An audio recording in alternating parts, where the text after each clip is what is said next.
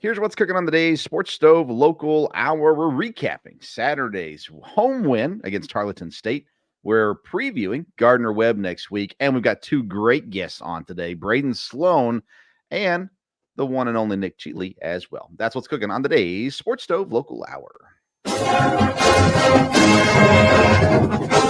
McKinney looks, steps into pocket, throws, open receiver, touchdown! Colonels, we're not done yet! Our identity is we're going to press for 40 minutes, we're going to play up-tempo, we're going to play with unbelievable passion, and then our brand is the most exciting 40 minutes in sports.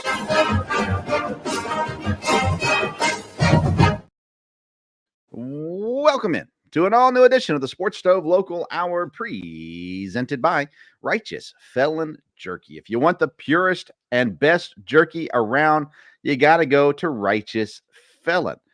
They've partnered with the best natural black Angus beef producers in the land to lock up supply and guarantee the best tasting, best textured, and freshest beef jerky on the market. Visit righteousfelon.com. You're going to use the code STOVE15, STOVE15, to get 15% off your purchase at checkout at righteousfelon.com.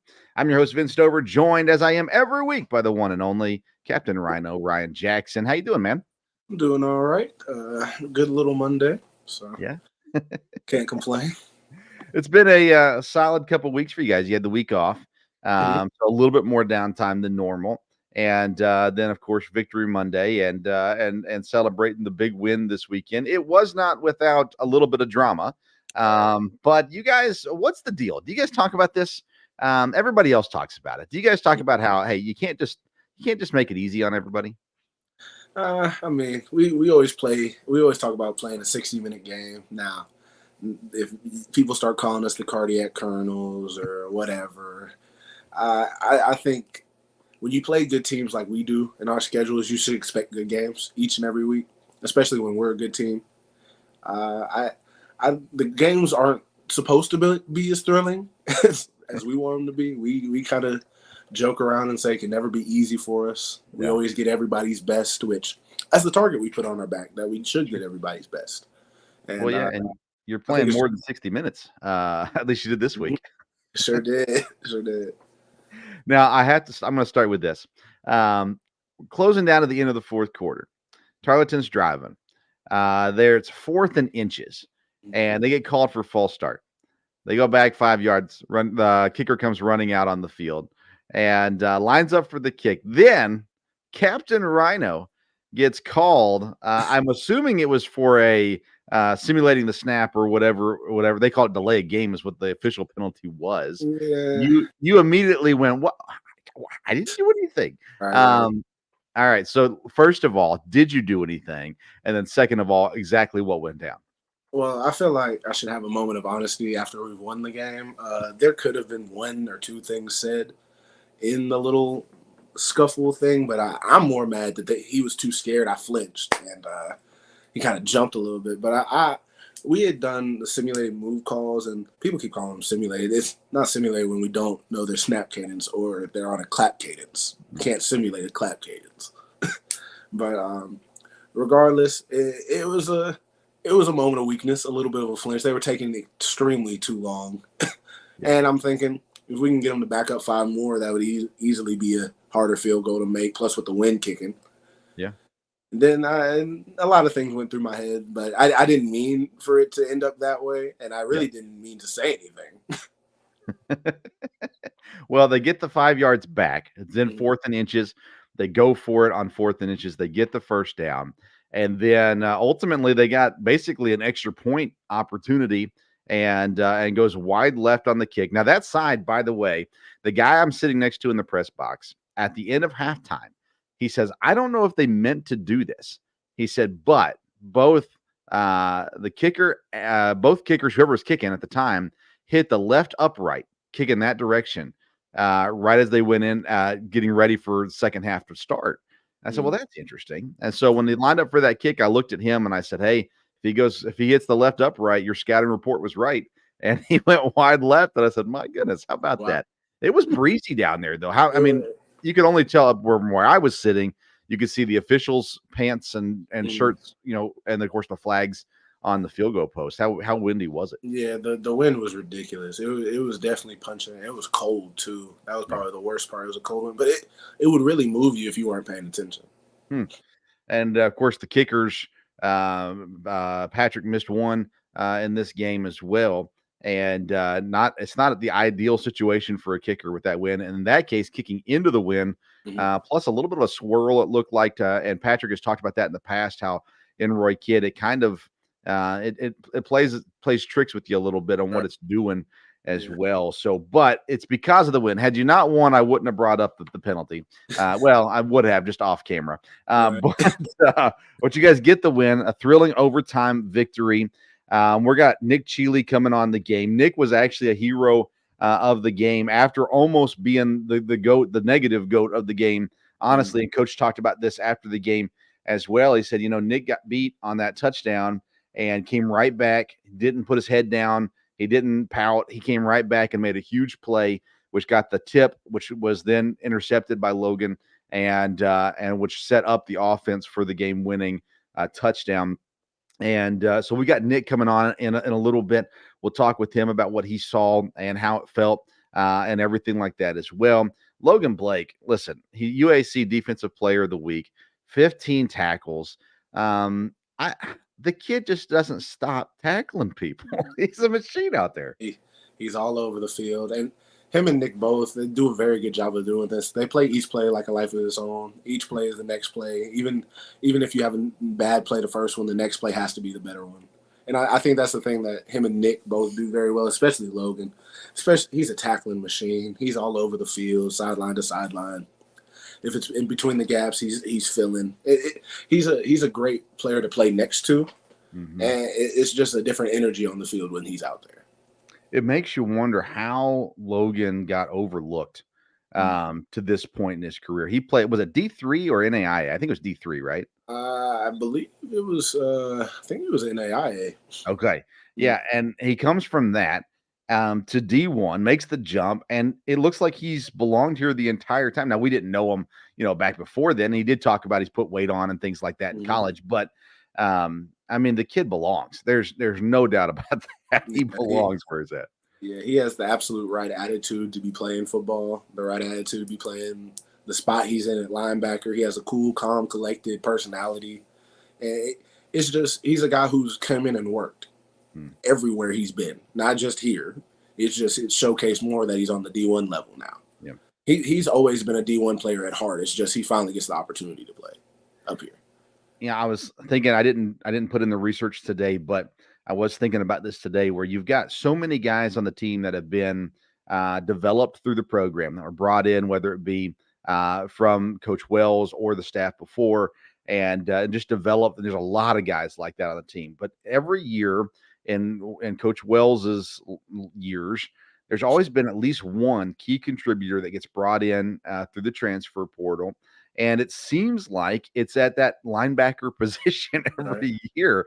And I'm interested next time we get Coach Wells on. I would like to talk to him about that a little bit, or maybe we need to talk about more of the recruiting aspect, the assistants that recruited it. But Mm. um, I'm intrigued by that because you see these impact middle linebackers or inside linebackers that come in the last 2 years for sure. I'm trying to remember back before that, but and they come in from the transfer portal and they play this huge role on defense while at the same time being surrounded by guys who've been developed. So you see that balance in the program from Coach Wells and the staff, being able to plug and play some guys as well as develop guys.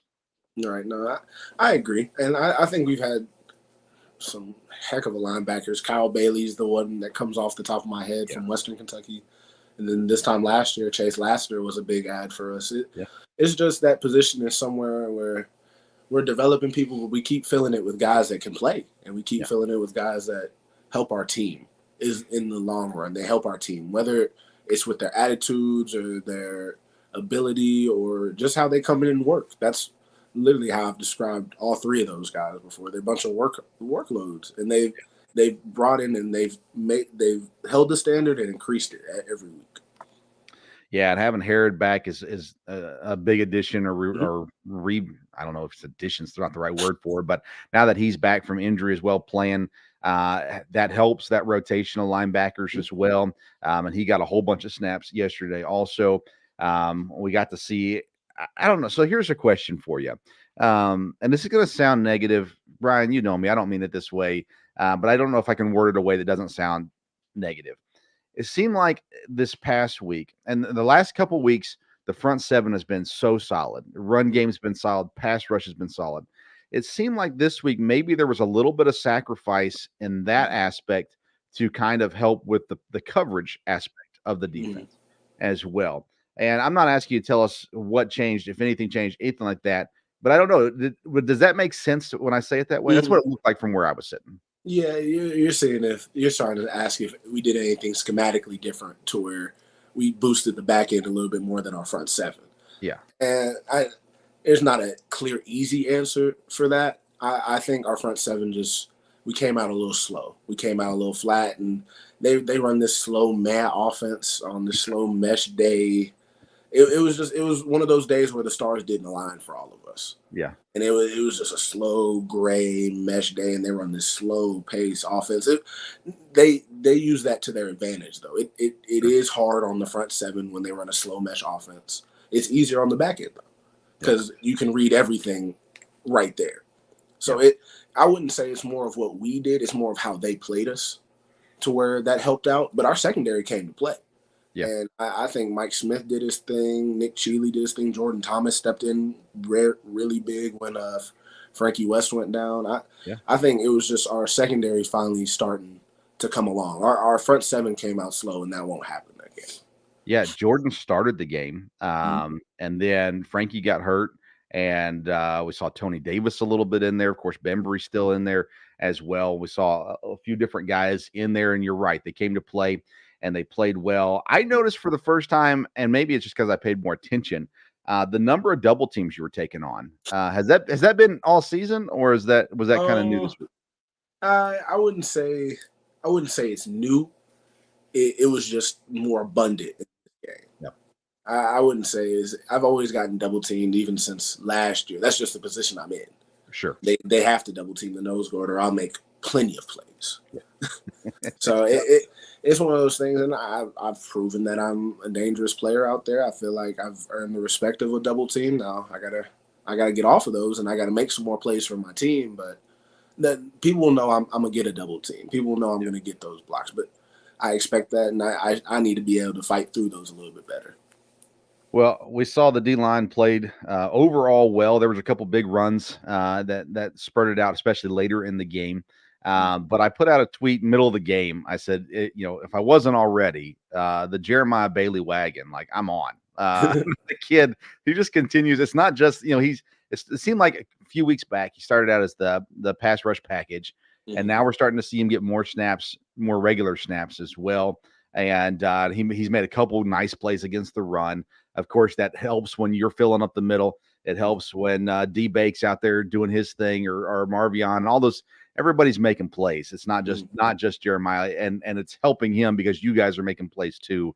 But I just put it out there, like this kid, he's earning his reps. There's no doubt about that. Right. I told y'all from the start, I'm a Jeremiah Bailey fan. His energy, it's his energy and his passion for the game that is unmatched. Yeah. Like Coach Wells said it today in our team meeting. He plays like every play is the Super Bowl. Yeah. Out there. He's like, I'm not saying Roy Kidd's not the Super Bowl, but he's out there playing like it. But that's how you should play the game. That's right. The energy you should bring to the game. And it's great that a young guy can do that for us. That Jeremiah is only really into his second season, and he's proven that he can play with the rest of us. Right. He's proven that hard work pays off. And it's great to see him keep going because, like I said, I've known him since he was a kid. Yeah. So just to be on the field with him is honestly exciting for me. And then he makes a play. I mean, he needs to stop doing all the stupid stuff by taking his helmet off and almost getting us a 15-yard penalty. But he'll learn. And those kids, those young kids. He's growing. He's still growing. Like, this is not the ceiling for Jeremiah. Offensively, first question I asked Coach Wells in the press conference: how much time are you going to spend in practice on Parker sliding? Parker took a hit at the goal line trying to score. I mean, he got walloped, and there was a couple times where he took some hits that maybe he didn't have to take, but It's again, it's just showing what Parker does and his Right. desire to win and his desire to score. That boy is tough as nails, and you can't tell him that he can't make a play. That's the one thing you can't do. Like, you're gonna tell him to slide. If he thinks he can make the play, he thinks he can make the play. If he thinks he can score, he legitimately thinks he can score every time. And that's the best and worst thing about him, because the brother does need to slide a lot more. We tell him every time, if we was out there, you'd be dead. But he does that little goofy running, and it gets people baited. So he keep going for all I care. I wish he would protect himself a little bit more. Sure. Well, Parker had a big game on offense, 104 yards rushing, and the touchdown in overtime to win the game. He also threw the ball 190 yards for a touchdown. He started off rough, and I think it was the wind. His completion percentage was really bad early in the game, but he brought it back around. He finished over 50%, almost 60% of completion percentage as well. But even with all of that, he wasn't the best offensive player on the field. And the UAC decided to tell us that as well. And that brings us to our first guest of the night, Ryan. He is the guy who just ran for 122 yards, 3 touchdowns, and as well as receiving the ball for 40 yards and a touchdown. The UAC Offensive Player of the Week, the one and only Braden Sloan. What's up, B. Sloan? What's up, y'all? What's up, y'all? Man, how you feeling today after that heavy workload on Saturday? I'm feeling good. Yesterday was a little sore, a little banged up, got a little rest in, and then today coming back with our meetings and our little team run and stuff, just getting back, trying to get close to 100% as I can. Well, I asked you this after the game in the press conference, but not everybody that's watching or listening now was there for that. So you set a career record for most carries in a game, at least in college, 24 carries on the day. You also had 5 catches. You caught all 5 of your targets as well. And I said it too. It looked like you were seeing the holes well yesterday. So kind of just talk through, generally speaking, what you were seeing and how you were feeling coming in and throughout that game. Yeah, like I was saying the other day when we had talked, the O-line, just getting to their spots and hitting their targets and getting to what it needed to be. Like I said, it makes my job a lot easier. Going into the game, didn't really do nothing different, but I just felt like I was in a little different zone, even to just start the game, and I guess it showed kind of as we went along. When I was doing the research for my prediction article last week, one of the things that I really felt like was the run game had an opportunity to get going against Tarleton State. When you were preparing for the game in the week ahead, did you guys see things that looked like, hey, this is a real opportunity for us to get things rolling? I don't think it was as far as just the week as much as just we need to get the run game going. Like past couple of years, we haven't been, I wouldn't say the best at running the ball. We rely more on the pass, but it's real big to get the run game going. And going into last week, I mean, statistically, they was real good at stopping the run. Really, their defense was real solid, and we kind of, as far as running the ball, passing the ball, we kind of debunked a little bit of their success that they was having.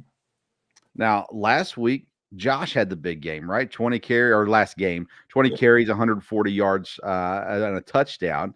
And you and Josh have seemed to be a great pair. And they've had games. I mean, Josh had 70 yards Saturday. Games where both of you have had good games. But you guys just kind of trade off who's going to have the bigger game. And you guys are different styles of runners. Talk a little bit about the running back room specifically with you and Josh. Just with the whole room, we all bring something different and switch it up on defenses. I mean, it's almost like we're going back and forth each week. So I don't know if teams are preparing for one guy and then the other guy, is having the success. But that's just a big thing that I feel like we as a room bring to the table, that we can run the ball, we can catch it out of the backfield and make plays whenever our numbers call. Braden Latham, he got a couple snaps this week as well. And so that's just adds a little bit of depth to what can be done out there. I know we've seen 3 guys before a couple of years back. I guess probably your freshman year, there were 3 guys kind of going. So, I mean, are we going to see more of that or I mean, you don't have to tell us the specifics behind it, but are we going to continue to see more things kind of get passed around a little bit more? Yeah, I feel like you will. As far as with Braden, he just came in just a freshman, still trying to learn the playbook and get his techniques and everything down. But he's one guy. When he had first got here, I said he's going to be special from the start. You know, he's real fast, real quick. It's just like I said, just when he learns the playbook and he gets everything down, he's gonna be real special. Rhino, what you got for B Sloan? B, I gotta ask, how does it feel representing the home state when you play football? It's awesome. You know, just especially just all the love at like the home games and stuff. You know, I'm trying to get tickets from people. I'm trying to get 30, 40 tickets. Everybody wants to come, you know what I'm saying, about an hour and a half drive. Just come up here and watch me play, and like to have the success that we're having as a team and personally, you know, it's just a real blessing to be able to, you know, put on for the hometown, because you know there's not a lot going on where I'm from, but just to show kids and people that this stuff's possible, you know, it's a real great feeling. Yeah, from Fraser, Kentucky, Wayne County High School. Were the road trips to Kentucky and Cincinnati, was that nice to just being closer for more family and friends to come to this year? Yeah, definitely. The Cincinnati game, I didn't have too many people, but a couple people had came. But that Kentucky game, I was getting messages all week. I was getting, even in the summertime when I would go back home, everybody was like, "Oh, we're gonna be at the Kentucky game. We're really excited for the Kentucky game." So when we got up there, my dad somehow he had got like probably about 30, 40 tickets for people in the section and stuff. And then as well as people that normally go to Kentucky games regularly, you know, they was there as well from back home, and they was texting me and everything, just real excited that, you know, that I got to play there and got to they got to watch me play there. Now, you scored 4 touchdowns Saturday. You had scored 2 touchdowns in games 4 times previously. I believe it's the first time for a 3rd touchdown, and definitely the first time for a 4th touchdown again, at least in college, as well.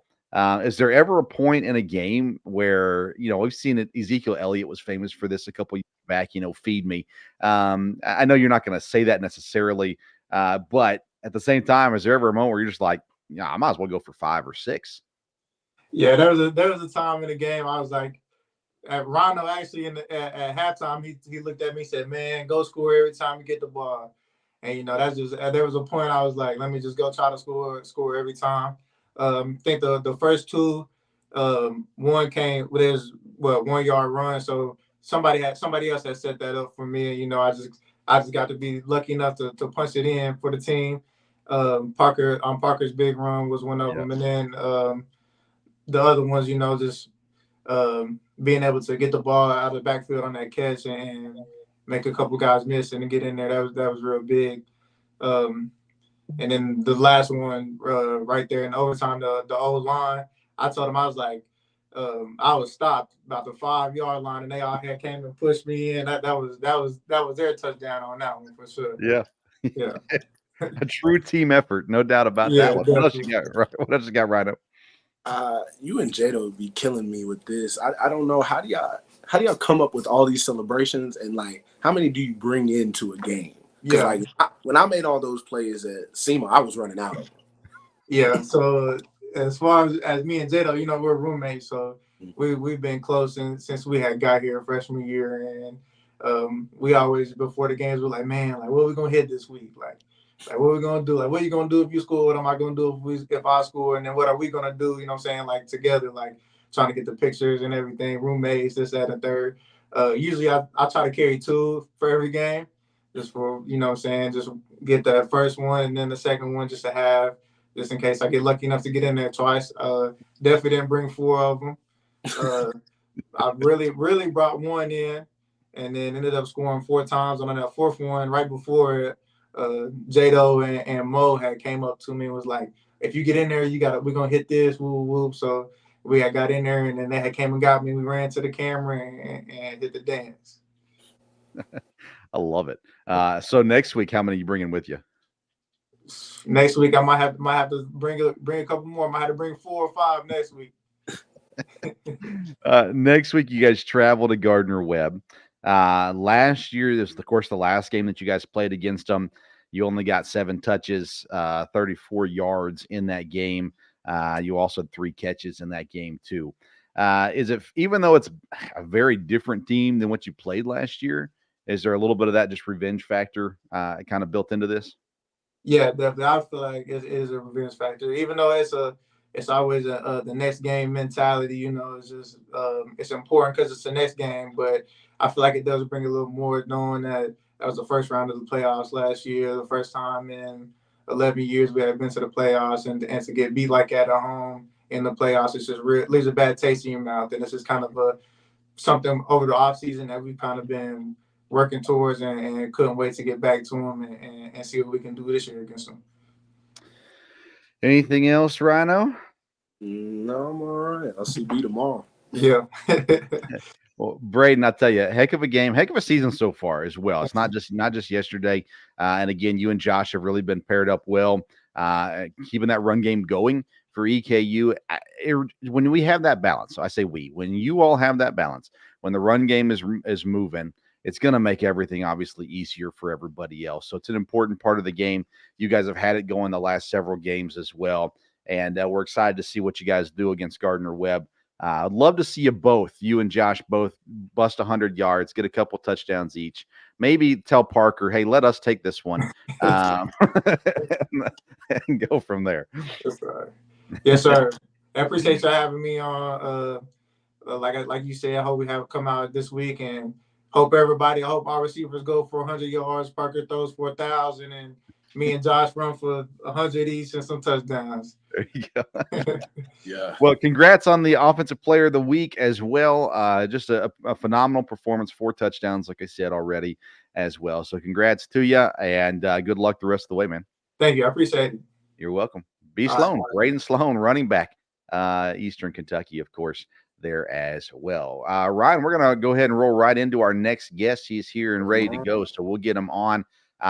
He may not get the publicity that some of his teammates get, but a major factor in the win on Saturday. It is the veteran, the one and only Nick Cheely joins the show now as well. Hey, Nick, how you doing, man? Oh, we got you muted.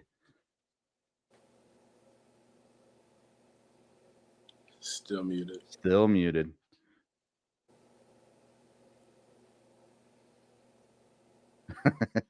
This is the great thing about live television. See if he can find the unmute button. And we'll work on this for sure. All right. While Nick works on finding that, we're going to take a quick break. When we come back, we'll talk to Nick as well.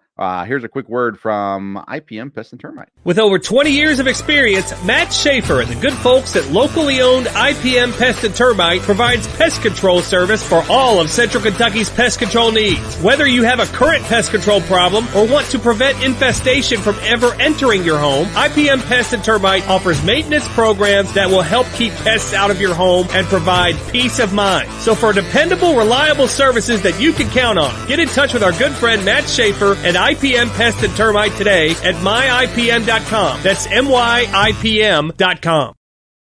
All right, we're back on the local hour presented by Righteous Felon Jerky, and we've got with us Nick Cheely now on the show. Nick, man, how you doing? I'm good. How about you? I'm doing great. I want to start off with this because huge play in overtime. You got the tip, the broken pass. It goes up in the air. Logan gets the interception. I see him congratulate you after the play as well, or at least a high five, you hug you, all that kind of stuff. And Coach Wells spoke highly of your mindset coming in, because before that play, there was a tough play for you, and then you came back though and just made the next play. So talk about the feeling of that tip once you saw Logan had the ball. I'd say the feeling of relief was mainly on my mind, because I had a heavy heart, trying not to think so much on the 4 plays before where I had gave up the touchdown on my miscommunication, and that starts with me. I'm not gonna blame that on anybody else. The miscommunication came from me. I'm the veteran. I'm the safety of the group. I'm supposed to make sure that everybody in front of me their assignment, stuff like that. But as far as me getting the tip and Logan coming over there and congratulating me after he got the interception, I feel like it's just relief, because it just felt like a big weight came off of my shoulders, because even if I wouldn't even say if. When we would have lost, I know all the blame would have been on me. But it takes more than just one play to put the blame on somebody. But down there in crunch time, we always talk about crunch time, bring them to the deep end of the pool and finish them. And it just would have been. I felt like it would have been all on me, and that's that. It's just a feeling of relief. Talk about that role as a veteran on the team. Me and Ryan have talked about throughout this season the idea of the transfer portal and new guys coming in. But on top of that, there's a lot of young guys as well, and especially in that defensive backs. You got guys that came in that are new to the team this year, and you're the one that's carrying the culture back there. Mike, of course, was here last year too, and KJ was here last year too. But you got all these guys coming in new, and you got to carry in the culture and kind of lead the way. Is that a different role for you this year, or is that common what you've had in your career? I would say it's pretty common to what I've had in my career because my leadership role is lead by mainly example and lead in the shadows while everybody else they tend to think leading is yelling, being the louder person, being like the bigger, stronger person. I pull people aside and tell them what they do wrong, and then when they do the right things, I don't look for the credit. I'm just happy for all my young guys and all the new guys that come in. I'm not that much of a vocal leader, so I would just say my leader role has been the same throughout my course here at EKU. I'll be in the shadows, but I'll never leave any one of my teammates out to dry. This year, obviously there's a lot of movement in that defensive backs as far as rotation going on and guys coming in. You guys started off with a really tough game at Cincinnati. We saw some early mistakes, miscommunications back there. Then, of course, a really tough game against Kentucky where you guys played well. Now you're into the heart of it. Gardner-Webb's not a conference game, but you're into the heart of conference season and all that kind of stuff too. How do you think that the early tasks that you guys had with Cincinnati and Kentucky have helped and prepared you to help grow the unit to where you guys are now? I would say it helped us shape who we are today because, early in the season you get bumps in the road and then you find a way to try and fix it. And our way of fixing it was just practicing more of what hurt me's came to us that we didn't expect, and we just took it from there. Talk about your coaching staff a little bit, especially the guys back there. Dietzel's your main coach, correct? Yes. That guy has so much experience. I mean, he's been everywhere, professionally, college. He's done it all, right? I enjoy watching him. I enjoy listening to him at practices and things like that too. What has Dietzel taught you in the time that he's been here? I feel Dietzel has taught me mostly more on the little details of becoming like a defined defensive back, because before he came, I was just going through the motions, didn't really know where I fit in at. He came, we may bump heads a little bit, but at the end of the day, I still respect him as a coach, as a figure of leader, a leader figure.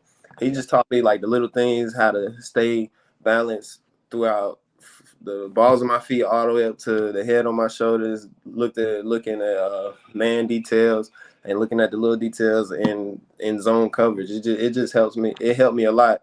And he also said that I'm a different player from last year, taking in all the details and just letting them play. Rhino, you shake your head in agreement. We've talked a little bit about this with just generalized, talking about players stepping up, growing, and all that kind of stuff. If you got questions for Nick, go ahead. But what do you want to say about Nick as well? Because I know you're a fan of Nick's as well. I'm one. If nobody else is a Nick Cheely fan, I'm one of the biggest cheese fans around. Nick, me and him got here at the same time. He got here a year before me, but we've grown this whole time together. I've seen him change. His attitude has changed. His mindset has changed. This is the most locked in I've ever seen Nick, and I'm happy that it's his time. And it might be I might be the captain of the defense, but this is honestly one of his defenses. Nick has been here the longest. He's put in the most work. He's grinded the hardest. He's been probably through the most. Had to play a backup role. Had to sit the bench when he probably shouldn't have. And it's finally his turn, and he finally gets to show off all the great things he's been hiding back there, all the mentorships, all the leaderships he's been through it. I really do appreciate having Nick on the team. But I am here to ask the more important questions. being a big guy, and you're from North Carolina, since we're heading that direction. Yeah. And this isn't personal. What's some of the best food spots around there? I would have to say some of the best food spots would be American Deli because it's in the South, or you could go to Bojangles, or it's this thing in North Carolina called the Dankery. The Dankery, it gives you some of the most unique food options that you'll get out there. Like when I go home, I usually get like a loaded fry. Like this ain't your normal loaded fry with like little bits, cheese, and stuff like that. This is steak, shrimp, queso fries with some big chicken tenders that you can put multiple sauces on them, and then they come with like a long list of desserts. But the only downfall about the Dankery is you will spend about $25. I ain't gonna lie to you, but if you don't want to spend that much, you can't go wrong with American Deli or Bojangles since it's Southern style food. All right, put in a word for Coach Wells. I think I know where Coach Ron's eating this weekend, Ryan. Ali. That sounds phenomenal. Any Right. three of them, you can't go wrong. Yeah. Now I remember my first time in the Carolinas, Bojangles. I was told you got to go, and it's well worth it. Of course, we have them here now, but yes, I'm a big Bojangles fan myself. But that sounds, man, the fries sound incredible. I got a 20th wedding anniversary coming up in a couple years. I might have to take a trip to North Carolina just for that. By all means, go ahead. There's one located in Raleigh, one located in what's that? Durham. He's only got 2 spots right now, but I promise you it's worth your while. There you go. I love it. Rhino, what else you got for Nick? How does it feel being like one of the survivors from the 2020 class, or 2020, whenever y'all got 2019 class when y'all got here? 2019. I'd say being like one of the last few 2019, I'd say it's a surreal feeling. Most people don't ever get this far. It's like a small chance you'll get this far when it comes to injuries. We was blessed with the COVID year and stuff like that. It's just a blessing in disguise, basically. Getting to see all these new young kids come in, get to mentor them. It's just, yeah, like I just said, it's just surreal. I can't really find the words to describe it. When so you came in under the other coaching staff, correct?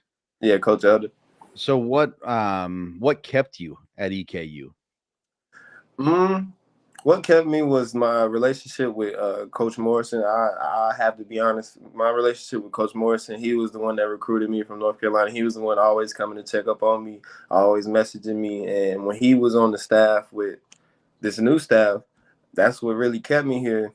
And then when he and the team parted ways, he went to Marshall. I was struggling trying to find like that new connection to why I'm here. But as far as transitioning from one year to the next, a lot of coaches started to understand me, understand my mindset, understand my personality, and that's when the connection came, and it just felt like brand new again. I love it. Yeah, I always wonder, especially nowadays, and even back in 2019, 2020, it was just starting to come around, the transfer portal and the activity that goes with it. I'm always curious of especially in the situation of coaching changes, of what keeps guys around. There's at some levels, guys wouldn't have too many other opportunities, but at this level, you guys do, and I'm always intrigued by that as well, and to see where it comes through. And now you're coming up. You're listed as a redshirt junior this year. Of course, that's through the COVID years and all that kind of stuff too. So, do you still have another year of eligibility or a couple years of eligibility? I still have 4 year eligibility. My next year is going to be my senior year, my redshirt year plus the COVID year, so that'll be year 6 for me. Okay, man, hard to believe, right, Ryan? Man, hard to believe. Nick, tell us about somebody in the defensive back room that maybe we don't know about yet, but that hey, he's gonna be it someday. I'd have to say Tariq Henderson. I know he was picked on the first 2 games, but as far as his work ethic, his craft and stuff like that, I feel like he's gonna develop into like one of the big name players for this program one day. Season-ending injury got up to him, but I feel like that's not gonna stop him. The dog in him, the determination in him is not gonna hold him down, and he has a lot to express for himself. After the second game where he injured his shoulder and he didn't play well, they kept targeting after him.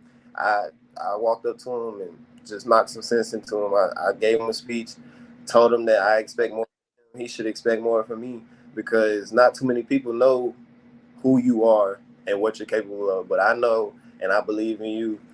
That's just like that brother aspect. Even though he's older than me, I'm still gonna look after him as my little brother because of the experience I've had with this program. Like it's just a mutual understanding that we need more from each other so we can both shine. Man, I'm glad I asked that question because he is a guy that got picked on, and he was a guy that got called out by some people as well, and that's great to hear. And it's great to hear that you got his back as well. I wouldn't have doubted that, but to hear that as well is encouraging, and hopefully the best for him as he recovers and gets back on the field next season. That's awesome. That's awesome. Well, Nick, I'm excited to have you back on. You are going back close to home. Did you have any connection with Gardner-Webb in high school or anything like that?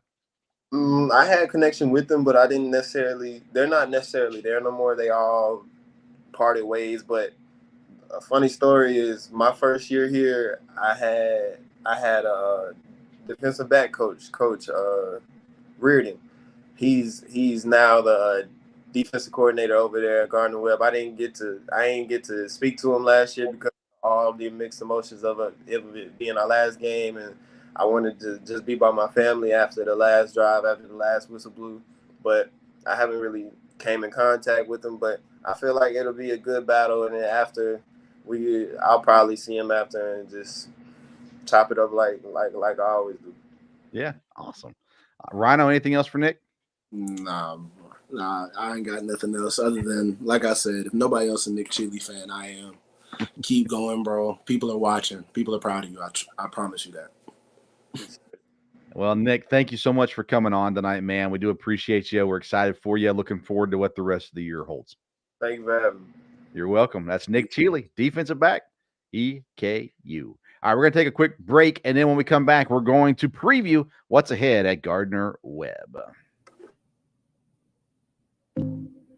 Does the exterior of your home need a facelift?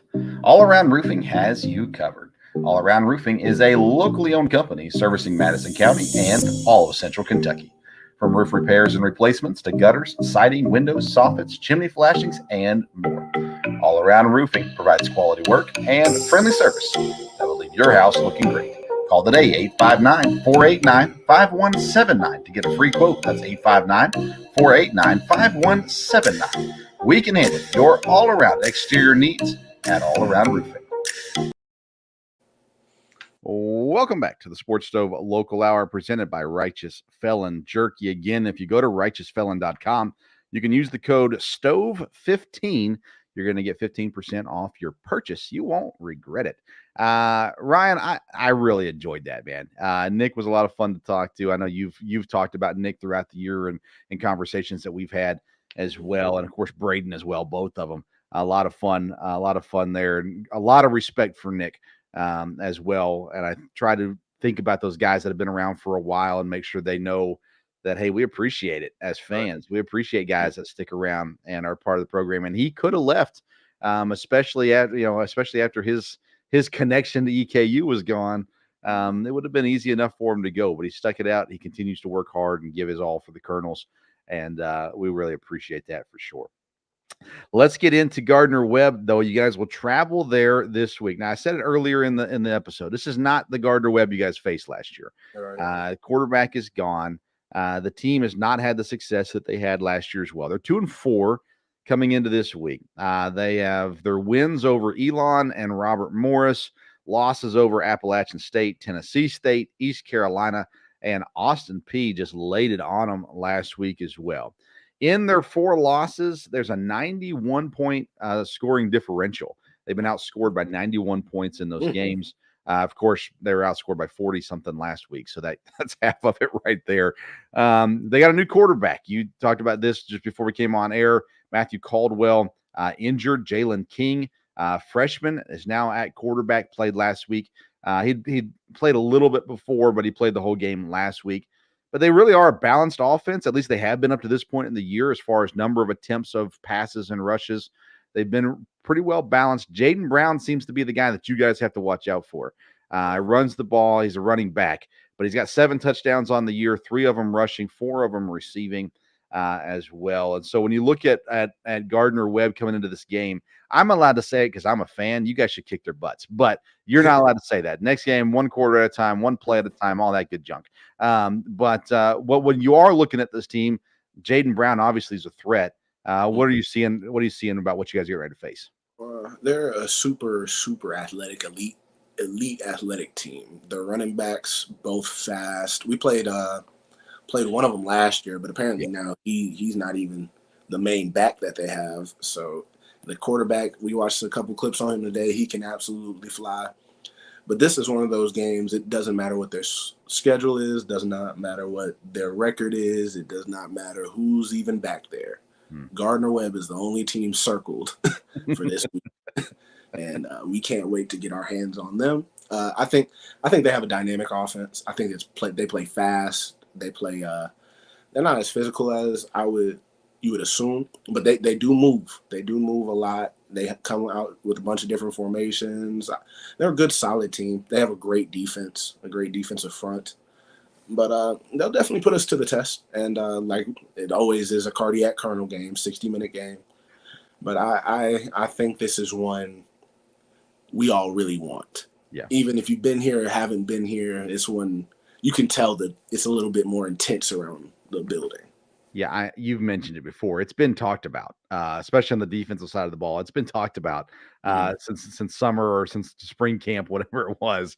Gardner-Webb, it was a tough way to end the year, I'm sure, for you guys last year against them, and to get that revenge on them. You mentioned the defense; they've got only 2 interceptions, 4 forced fumble. They have 16 sacks though. So you mentioned their front. They get after the quarterback. And by the way, we haven't mentioned this in this program yet, but on Saturday, the O-line for EKU did a phenomenal job. There was some pressure late in the game, but the first 3 quarters especially, it looked like Parker had all day to do whatever he wanted to do out there. But they'll have their hands full this week against Gardner-Webb. There's no doubt about that too. You mentioned Nari Gaither, the other running back. He's had a long run of 52 yards. The quarterback, Jalen King, has a long run of 56 yards. So, they are not something you can, as much as I think you guys should kick their butts this week, I'm not saying that it's going to be easy at the same time. Would never disrespect anybody like that till after the game. But I don't poke the bear. I don't ever poke the bear. So I'll hold off on that. But nonetheless, it won't be my fault. That's all I'm saying. At the end of the day. But no, this is going to be a fun matchup. Of course, on the road. Have you been there before? I've never been there. Okay. And so of course last year you guys hosted them in the playoffs as well. But I've known of Gardner-Webb my whole life because I have friends that are down in that area, and I've actually driven past there a couple of times just when I at a previous place that I worked. We'd go to Shelby on a regular basis and be near there. But anyways, yeah, it's gonna be fun. I'm looking forward to seeing what happens. We mentioned it with Braden. Him and Josh, they've just been going back and forth between 120, 140 yards. I mean, it's just nonstop. And Braden said something interesting when he said, I don't know, maybe they're just watching tape on one guy preparing for one guy. And it makes me wonder, are teams watching just the last game? And if they just watched the last game, then they saw Josh go off. Or if they just watched the last game, they saw Braden go off. I doubt that's the case, but nonetheless, that was an interesting statement, I thought, by Braden as well. But they have been back and forth between the two of them. And I know that you guys, I'm assume you would never say that you weren't confident to begin with, but I'm sure the way that Josh and Braden have been running just builds that confidence in what the offense can do. Oh yeah, we're under the impression we think our offense can score every single play, every single drive, which that's obviously not the case every time, but I have uber confidence, especially in our running game. For these past couple weeks, our O-line has hit their spots. They've really given it to us in practice too. they've started working well together as a unit. And it's the same. It's the beautiful thing about it, it's the same five guys. The same five guys keep coming out there each and every week, and they've gotten better each and every week. And I think John Stone's really the helm of it. He's made sure they've all gotten it ramped up. Josiah and Peyton are two athletic, really built tackles that we got. Bun and my roommate VT, they've both been solid. I think they're just now starting to hit their stride. And this, like I said, with Jeremiah's potential, this is not the ceiling for our O-line. They're still young. They still haven't played too many games together, but they're starting to get it. And I think that's the scary thing about our team that's coming up. I think it's gonna be hard pressed for some people, but for a couple questions back to answer Braden, you scout everybody that has a carry. Yeah. Whether they overperform, underperform. Like for this week, we have the two running backs that are two really solid running backs. The one played against us last year, had a career day, and the one that's starting over him now is apparently really good. Mm-hmm. So you have to account for everybody that carries the ball. You have to know what each one of them are good at. Like last week for Tarleton, they had two running backs that were both real patient runners. Yeah. So you had to know about both of them. One's more explosive than the other, and you can't tell which, obviously, from watching our game. But it's just running backs give you different things, so you need to know anybody that's going to get the ball. You need to know. You mentioned patience by the running backs last week. Number 4, he would get the handoff and he would stand. He wouldn't even run. He would stand, or maybe he'd move his feet a little bit and just look. Right. And then all of a sudden, boom, he'd take off. And I was sitting there going, I understood what he was doing, but you don't get that, especially at college. Right. You don't have guys typically that patient. They're just full steam ahead and see what hits. But my goodness, that kid, he sat back there. He just kind of stood and waited a couple seconds and then found his hole and left. Right. Now, you guys travel to North Carolina this week. Next week, you got the long trip out to Utah to play Utah Tech. And then you'll close the year with 3 really tough games: Austin P, Central Arkansas, and Stephen F. Austin. Of course, we'll get to each of those games as we get to them as well. But 2 games on the road, does that change? How much does that change your schedule over these next 2 weeks with having the trip to North Carolina and then the trip to Utah? It really just changes our Fridays. We still practice the same way each week, but it switches up when we travel and when we need to get to the hotels and stuff. So I would say it really just changes one day. It really just depends where you're going, where you're traveling, how many people you're bringing. Yeah. Couple things real quick that have hit the Twitterverse already today. Wow. First of all, 25 minutes ago, announced on Twitter by Joe Schlarman that he is committed to EKU, offensive lineman, of course, related to the great offensive line coach Schlarman from University of Kentucky, who Coach Wells worked with as well. Passed away a couple of years ago. And so Joe Schlarman has announced his commitment to EKU to play for EKU. That's a pretty big thing, especially around here, as he's been in Lexington playing high school ball at Lexington Catholic. So that's a pretty big deal and exciting news there as well. Again, a lot of connection with Coach Wells. And then there was another one, and I lost it. Let's see if I can find it real quick.